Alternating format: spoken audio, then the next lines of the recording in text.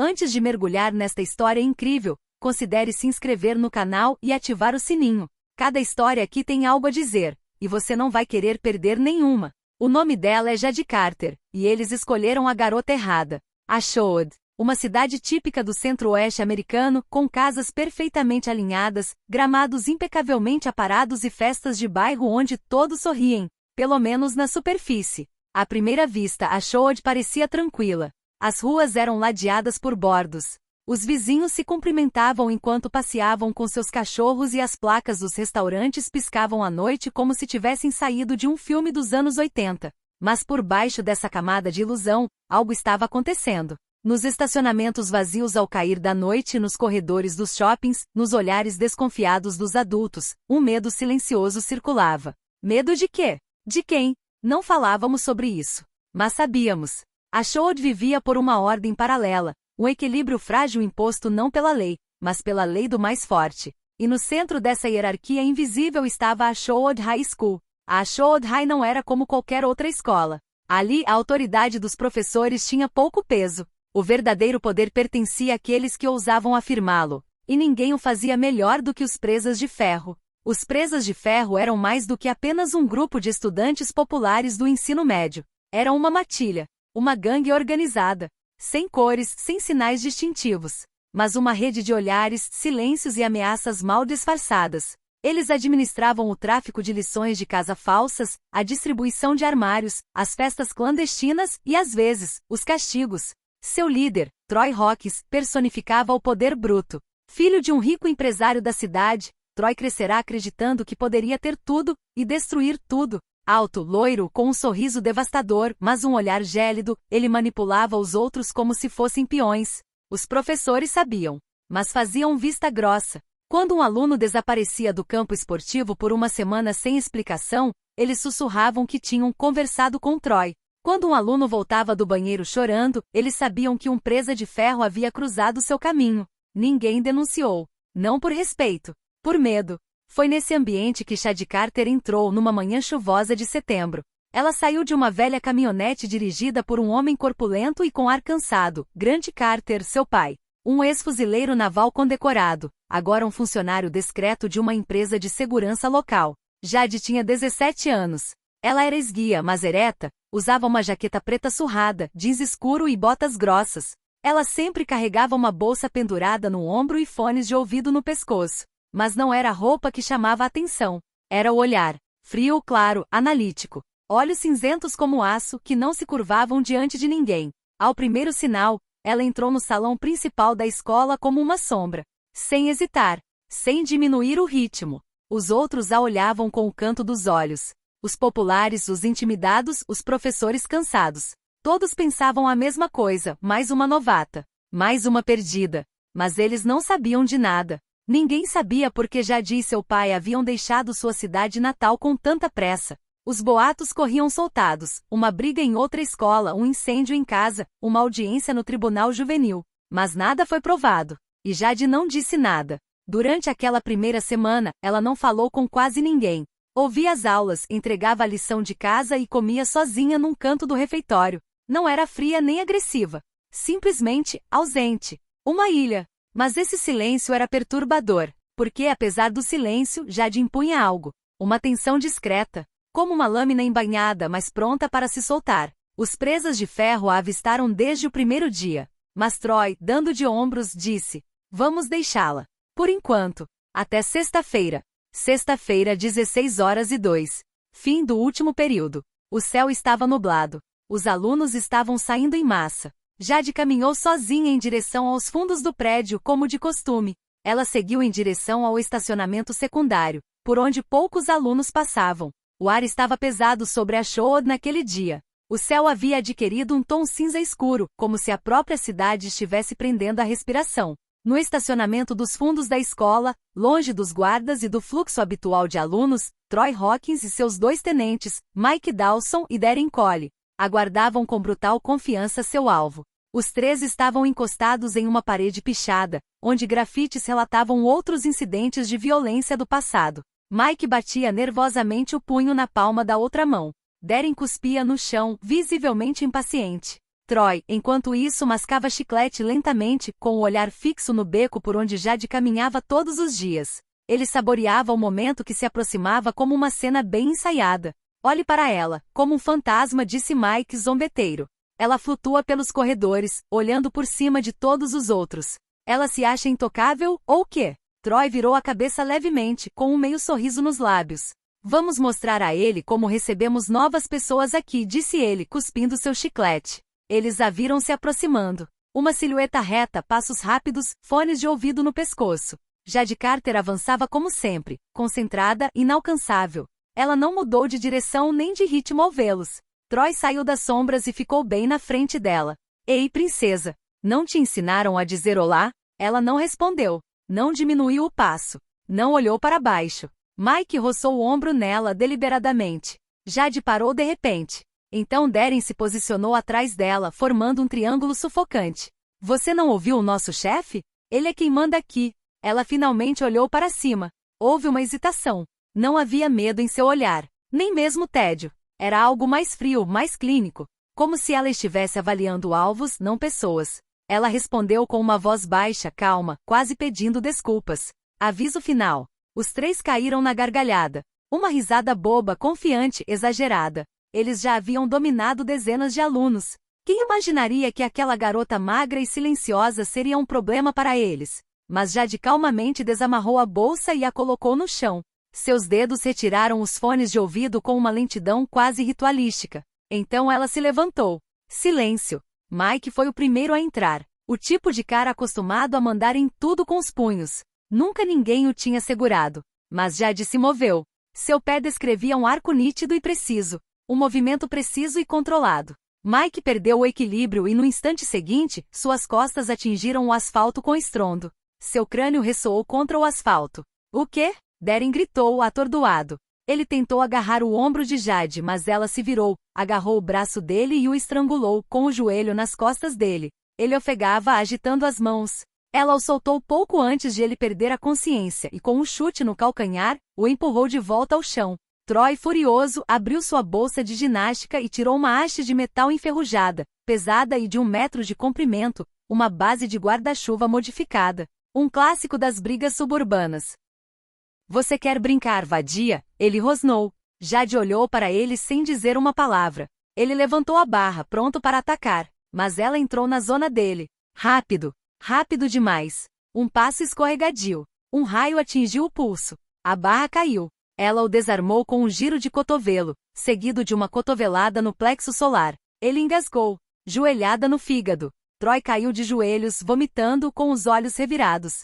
Ele não entendia. Nenhum deles entendia. Tudo aconteceu em 22 segundos. O asfalto ainda ecoava com os últimos ecos da luta. Mike gemeu, ofegante. Darren segurou seu ombro como se fosse se soltar. Troy, o rei jazia indefeso em sua própria vergonha. E ela? Jade Carter se levantou. Sua respiração era lenta e controlada. Nenhuma palavra. Nenhum grito. Apenas o silêncio de um furacão depois de passar. Ela recolocou os fones de ouvido. Colocou a bolsa de volta no ombro. E foi embora. Como se estivesse saindo da aula de biologia. Segunda-feira de manhã. 7h23. Os corredores da Shorewood High estavam mais movimentados do que em qualquer outra manhã. Olhos cruzados, sussurros voavam e telefones zumbiam como um enxame de vespas digitais. TikTok, Instagram, Reddit, Discord, até o Twitter. Um vídeo borrado filmado do terraço do ginásio invadiu a internet no fim de semana. O autor? Um estudante quieto chamado Landon Pierce, apaixonado por drones e gravações ilegais.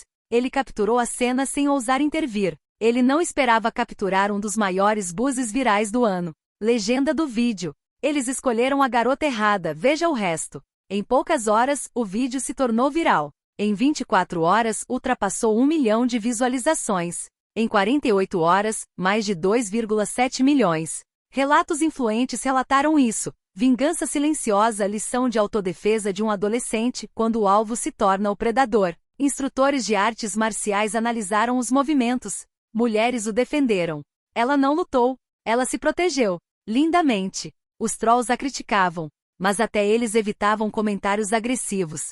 Parecia que não devíamos brincar tanto com aquela garota. A administração da escola, inicialmente chocada com a natureza viral do caso, convocou Jade Carter na manhã de segunda-feira à sala da diretora, Sra. Heather Blue, uma mulher rigorosa acostumada a lidar com dramas adolescentes, mas não com isso. Jade entrou no escritório, séria e calma. Sua bolsa de ombro e jaqueta preta estavam intactas.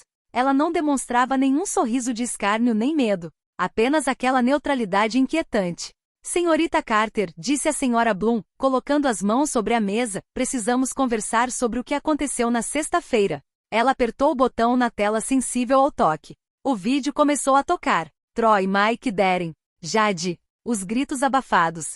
O silêncio após o impacto. E o que você vê? Jade perguntou simplesmente. A Sra. Bloom congelou. Ela esperava uma desculpa. Uma justificativa. Ela não tinha nada. Apenas fatos. E nenhuma provocação. Nenhuma palavra. Nenhum insulto. Você não nega nada? Não tenho nada a negar. Impediu um ataque. O silêncio caiu. A administração não conseguiu provar nada contra ela. A lei estadual permitia a legítima defesa, especialmente em dependências escolares, desde que fosse proporcional. E aqui o vídeo a favoreceu. Troy Hawkins não voltou às aulas naquela segunda-feira. Nem na terça. Nem na quarta. Oficialmente ele estava gripado. Na realidade, estava humilhado, magoado e devastado. Sua autoridade, construída com base na intimidação, evaporou-se em 22 segundos. Até seus ex-colegas de classe evitavam seu olhar. Memes se acumularam online. Troy, o rei do ensino médio, silenciosamente destronado por uma garota.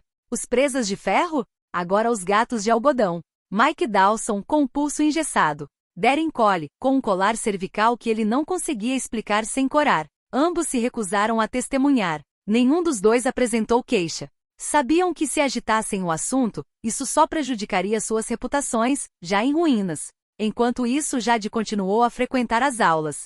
Mesmo assento, mesmo caderno. Mesmo olhar distante. Mas tudo havia mudado ao seu redor. Ninguém mais bloqueava seu caminho. Ninguém mais ria pelas costas dele. Algumas garotas, inicialmente cautelosas, começaram a lhe lançar olhares breves de respeito. Outras o observavam em silêncio no refeitório. Um aluno do primeiro ano ousou perguntar-lhe, timidamente, se ela poderia lhe mostrar um ou dois truques de autodefesa.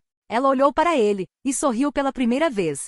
Um pequeno sorriso, mas o suficiente para a lenda continuar crescendo. O treinador Daniel Reynolds, professor de educação física e ex-sargento do exército, observava Jade há vários dias. Havia algo nela que era inconfundível. Sua postura, sua calma, sua precisão. Ele a parou depois da aula de educação física uma manhã. Carter? Você é filha do Grant Carter, certo? Jade congelou. Ela sentiu lentamente. Eu o encontrei em Fallujah. Seu pai, ele era um monstro do combate corpo a corpo. Uma espécie de trator com cérebro de cirurgião. Ele treinou você, não foi? Um silêncio. Ele me salvou. Ele entendeu que não era uma metáfora. Mais tarde, nos arquivos pessoais, o treinador Reynolds encontrou um bilhete confidencial no arquivo escolar de Jade. Um bilhete discreto. Transferência aprovada após incidente no norte da Califórnia. Agressão a funcionários adultos. Intervenção militar. Caso encerrado. Não há mais detalhes. Mas isso foi o suficiente. Jade Carter não era uma adolescente comum. Ela era uma sobrevivente. Um produto da dor, da disciplina e do silêncio. Poucos dias depois, no saguão silencioso do prédio C, a rotina escolar se repetia como um disco riscado. Ninguém prestava atenção em Emily Larson, frágil, cabeça baixa, mochila pressionada contra o peito. Ela era uma daquelas pessoas que você não nota, uma sombra deslizando pelos corredores. Foi então que Bradley King, o membro júnior dos Presas de Ferro, um daqueles que riem alto demais e seguem ordem sem pensar, decidiu se divertir. Com um movimento brusco, ele empurrou Emily escada abaixo. Ela rolou 3 degraus abaixo, com seus pertences espalhados e um cotovelo ralado. Bradley caiu na gargalhada. Uma risada profunda e cruel. Os alunos viram a cena. Alguns desviaram o olhar. Outros deram de ombros. Ninguém se mexeu. Exceto um. Bradley. O riso ficou engasgado em sua garganta. Jade se aproximou silenciosamente. Seu olhar era fixo, gélido. Ela o agarrou pelo colarinho, jogando-o contra o armário mais próximo com um estrondo metálico. Um círculo silencioso se formou ao redor dele. Os alunos não ousaram falar. Sabiam o que havia acontecido no estacionamento. E sabiam que ela nunca brincava. Eu vi você. Nunca mais faça isso. Bradley tentou sorrir, mas o olhar dela cruzou com o dele. Um olhar que não era ameaçador, mas promissor. E ele entendeu. Ele assentiu tremendo levemente, então se afastou sem dizer uma palavra e desapareceu pelo corredor, com as costas curvadas. Emily, ainda no chão, juntou suas coisas desajeitadamente. Ao sair do prédio um pouco mais tarde, encontrou Jade encostada na parede, com fones de ouvido no pescoço. E por que você fez isso? Emily perguntou, ainda sem fôlego. Jade respondeu sem desviar o olhar. E porque eu já caí. E ninguém me estendeu a mão. Daquele dia em diante, algo mudou. Lentamente, silenciosamente. As pessoas começaram a falar dela. Mas não mais como uma anomalia. Mais como uma lenda urbana em formação. Alguns juraram que a viram correndo ao nascer do sol, sozinha, pelos becos industriais perto do antigo galpão ferroviário. Outros disseram que ela treinava todas as noites com sacos de areia, bonecos de combate e um cronômetro militar no pulso. Também foi dito que ela havia parado um homem adulto no centro da cidade, um ladrão que tentava roubar a bolsa de uma idosa. Ela o desarmou e esperou pela polícia, calmamente sentada em cima do criminoso incapacitado. Os presas de ferro? Eles se calaram. Dispersos como uma gangue sem líder e sem rumo. Troy? Desaparecido.